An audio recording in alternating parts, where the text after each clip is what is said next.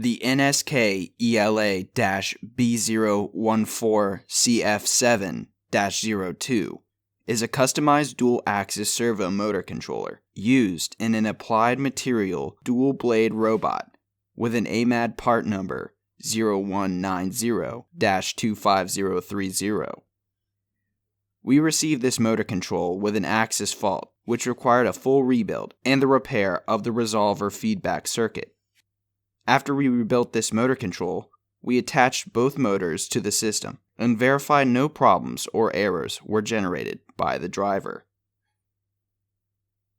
ERD has extensive experience with NSK drivers going back to the 90s, and this more modern controller is no problem for repair at ERD.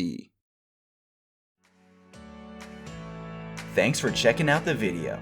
Subscribe to ERD TV for more videos of our repairs.